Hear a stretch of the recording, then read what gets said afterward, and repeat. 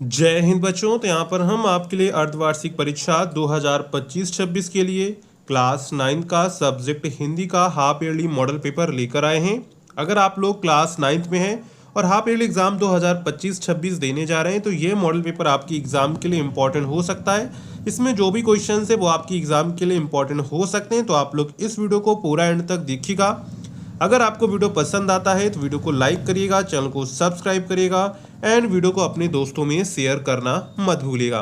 तो यहाँ पर हम सबसे पहले 20 ऑब्जेक्टिव क्वेश्चंस को कवर करेंगे, इसके बाद हम लोग रिटन क्वेश्चंस की ओर चलेंगे। तो चलते हैं एक एक करके, यहाँ पर हम लोग सभी क्वेश्चंस को करते हैं। तो यहाँ पर सबसे पहले आ जाता है आपका खंड आ, जिसमें हमको बहुविकल्पीय प्रश्न देखने को मिलते हैं। तो यहाँ पर हमारा पहला प्रश्न है, गोदान किसकी रचना है? मुंशी प्रेमचंद, जयशंकर प्रसाद, बालकृष्ण भट्ट, देवकी नंदन खत्री। तो गोदान किसकी रचना है?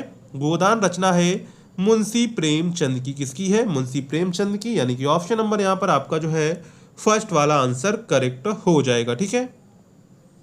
इसके बाद है, हिंदी का प्रथम नाटक है नहुस, चंद्रगुप्त, ध्रुवशामनी, इनमें से कोई नहीं। तो हिंदी का प्रथम नाटक क्या है? हिंदी का प्रथम नाटक है नहुस, यानी कि राइट आंसर यहाँ पर आपका क्या हो जाएगा? राइट आंसर यहाँ पर आपका फर्स्ट वाला ऑप्शन करेक्ट हो जाएगा। ठीक है। इसके बाद एक, खड़ी बोली गद्य के जनक माने जाते हैं भारतेंदु हरिश्चंद्र, जयशंकर प्रसाद, प्रताप नारायण मिश्र, इनमें से कोई नहीं। तो यहाँ पर जो खड़ी बोली गद्य के जनक माने जाते हैं वो हैं भारतेंदु हरिश्चंद्र। कौन है? भारतेंदु हरिश्चंद्र हैं। कौन है? भारतेंदु हरिश्चंद्र हैं, यानी कि यहाँ पर राइट आंसर क्या हो जाएगा? राइट आंसर यहाँ पर आपका फर्स्ट वाला करेक्ट हो जाएगा। ठीक है। इसके बाद है, निम्नलिखित में से कौन पत्रिका नहीं है?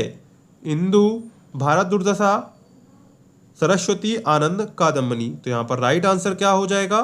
तो यहाँ पर राइट आंसर हो जाएगा ऑप्शन नंबर सेकंड वाला, भारत दुर्दशा जो है एक नाटक है और ये क्या है? ये एक पत्रिका नहीं है, यानी कि राइट आंसर यहाँ पर क्या हो जाएगा? भारत दुर्दशा।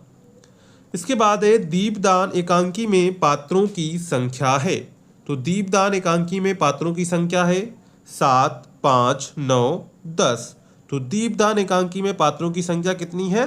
5 है, यानी कि राइट आंसर यहाँ पर आपका जो है सेकंड वाला करेक्ट हो जाएगा। दीपदान एकांकी में पात्रों की संख्या 5 है। इसके बाद है, इंदुमती है प्रथम कहानी, प्रथम उपन्यास, निबंध, इनमें से कोई नहीं। तो यहाँ पर जो इंदुमती है वो क्या है? ये एक प्रथम कहानी है। क्या है? प्रथम कहानी है, यानी कि राइट आंसर क्या हो जाएगा?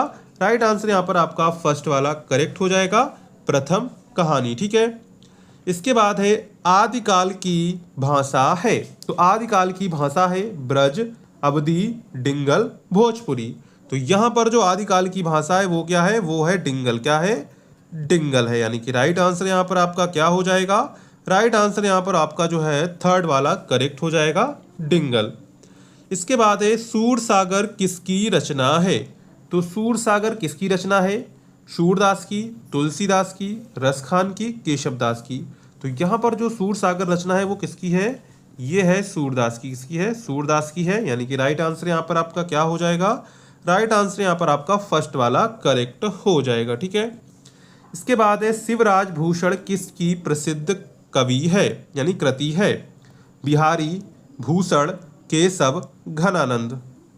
तो यहाँ पर राइट आंसर क्या हो जाएगा? राइट आंसर हो जाएगा भूषण, यानी कि ऑप्शन नंबर आपका सेकंड वाला यहाँ पर करेक्ट हो जाएगा। इसके बाद है, कबीर के दोहों को किस नाम से जाना जाता है? दहा के नाम से, सबद, साखी, पद। तो यहाँ पर जो कबीर के दोहे हैं उन्हें साखी के नाम से जाना जाता है, यानी कि ऑप्शन यहाँ पर आपका जो है थर्ड वाला करेक्ट हो जाएगा। इसके बाद है, गोस्वामी तुलसीदास रचित विनय पत्रिका की भाषा है अवधी, मैथिली, ब्रज, खड़ी बोली। तो यहाँ पर जो विनय पत्रिका है उसकी भाषा क्या है? उसकी भाषा है ब्रज भाषा, यानी कि ऑप्शन नंबर आपका थर्ड वाला यहाँ पर करेक्ट हो जाएगा। ठीक है। इसके बाद है, संत धारा के कवि नहीं है। तो संत धारा के कवि नहीं है कबीर, रैदास, कुतुबन, दादू दयाल। तो यहाँ पर राइट आंसर क्या हो जाएगा? राइट आंसर यहाँ पर आपका हो जाएगा कुतुबन। इसके बाद है, पृथ्वीराज रासो का रचना काल है तो पृथ्वीराज रासो का रचना काल है वीरगाथा काल, भक्ति काल, रीति काल, आधुनिक काल। तो यहाँ पर जो पृथ्वीराज रासो है उसकी रचना काल क्या है? रचना काल है वीरगाथा काल। क्या है? वीरगाथा काल। इसके रचयिता जो है चंदबर दाई हैं। राइट आंसर यहाँ पर क्या हो जाएगा? वीरगाथा काल। इसके बाद है वीर रस का स्थायी भाव है। तो वीर रस का स्थायी भाव है शोक, उत्साह, क्रोध, भय। तो यहाँ पर वीर रस का स्थायी भाव क्या हो जाएगा? वीर रस का स्थायी भाव हो जाएगा यहाँ पर आपका उत्साह। क्या हो जाएगा? उत्साह हो जाएगा। ठीक है। इसके बाद है चौपाई के प्रत्येक चरण में कितनी मात्राएं होती हैं? 16 मात्राएं होती हैं, 14 मात्राएं होती हैं, 12 मात्राएं होती हैं, 11 मात्राएं होती हैं। तो चौपाई के प्रत्येक चरण में कितनी मात्राएं होती हैं? 16 मात्राएं होती हैं। कितनी मात्राएं होती हैं? 16 मात्राएं होती हैं। राइट आंसर यहाँ पर आपका क्या हो जाएगा? राइट आंसर यहाँ पर आपका फर्स्ट ऑप्शन करेक्ट हो जाएगा। ठीक है। इसके बाद है सबल का विलोम है दुर्बल, बहादुर, वीर, धीर। तो यहाँ पर जो सबल का विलोम क्या हो जाएगा? सबल का विलोम हो जाएगा दुर्बल। क्या हो जाएगा? दुर्बल हो जाएगा। यानी कि राइट आंसर यहाँ पर आपका क्या हो जाएगा? राइट आंसर यहाँ पर आपका जो है फर्स्ट वाला करेक्ट हो जाएगा, दुर्बल। इसके बाद है कमल का पर्यायवाची है। तो कमल का पर्यायवाची है राजीव, नीरद, वारिद, अम्बुद। तो यहाँ पर राइट आंसर क्या हो जाएगा? राइट आंसर यहाँ पर आपका हो जाएगा राजीव। फर्स्ट ऑप्शन यहाँ पर आपका जो है करेक्ट हो जाएगा। इसके बाद है नैनम में संधि है वृद्धि, अयादि, गुण, यड़। तो यहाँ पर नैनम में संधि कौन सी है? अयादि संधि है। कौन सी संधि है? अयादि संधि है। यानी कि राइट आंसर यहाँ पर आपका क्या हो जाएगा?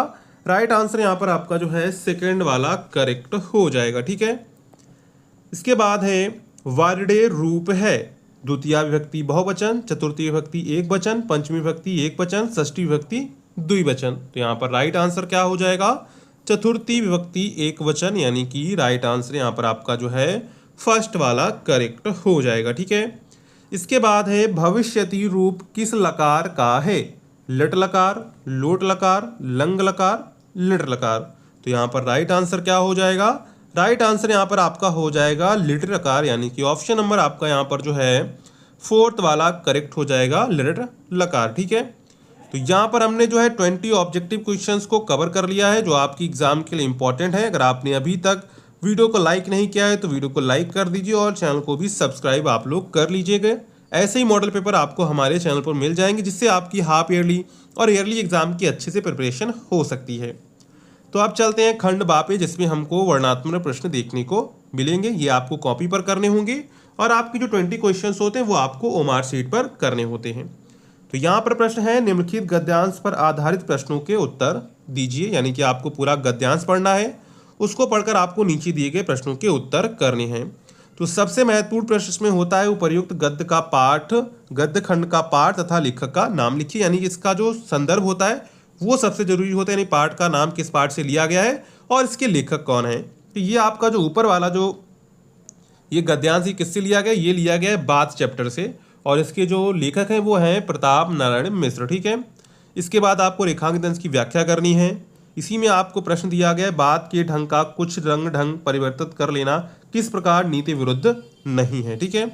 अथवा में आपको दूसरा गद्यांश दिया गया। अगर आपको ऊपर वाला नहीं आता है तो आप नीचे वाला कर सकते हैं। अथवा में दिया गया है वही हरा भरा मैदान था, वही सुनहरी चांदनी एक निस्तब्ध संगीत की भांति प्रकृति पर छाई हुई थी, वही मित्र समाज था, वही मनोरंजन के सामान थे, मगर जहाँ हास्य की ध्वनि थी वहाँ अब करुण क्रंदन और अश्रुप्रभा था।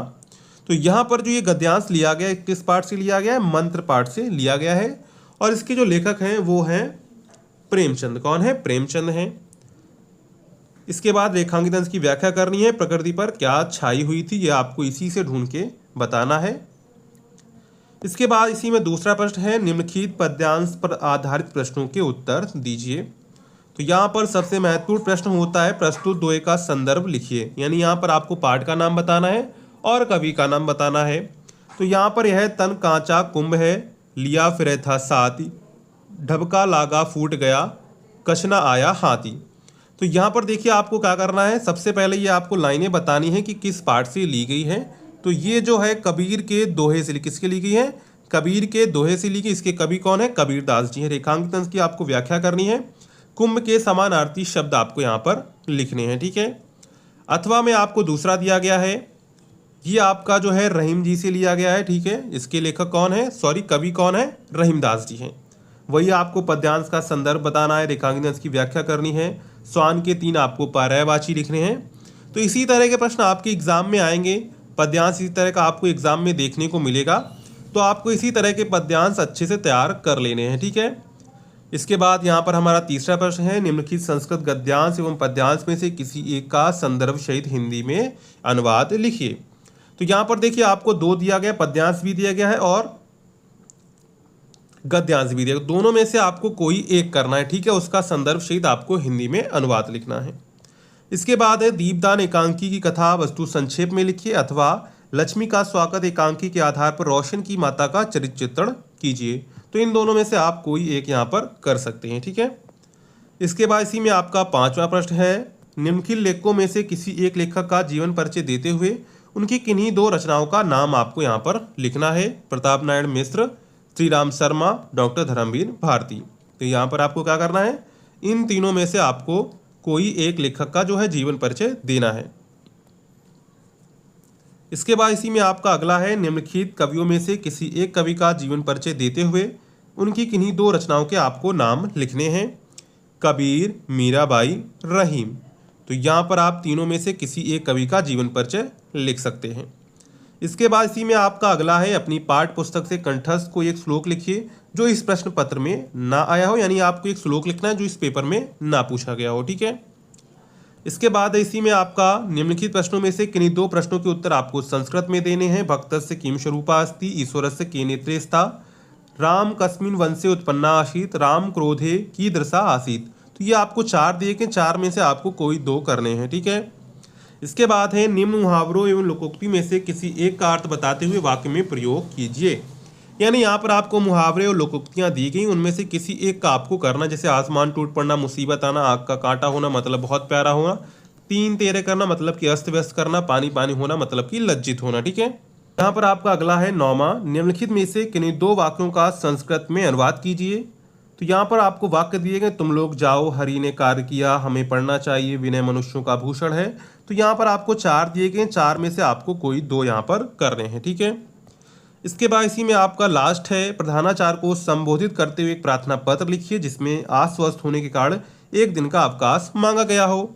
अथवा में आपको दूसरा दिया गया, जिला पूर्ति अधिकारी को नवीन राशन कार्ड बनवाने हेतु एक प्रार्थना पत्र लिखिए। तो यहाँ पर आपको 2 प्रार्थना पत्र दिए गए, दोनों में से आप कोई एक यहाँ पर कर सकते हैं, ठीक है। तो ये पूरा आपका जो है क्लास 9 का सब्जेक्ट हिंदी का हाफ ईयरली मॉडल पेपर हो जाता है। अगर आपको वीडियो पसंद आया हो तो वीडियो को लाइक करिएगा, चैनल को सब्सक्राइब करिएगा एंड दोस्तों को शेयर करना मत भूलिएगा। तो चलिए मिलते हैं नेक्स्ट वीडियो में, तब तक के लिए जय हिंद बच्चों।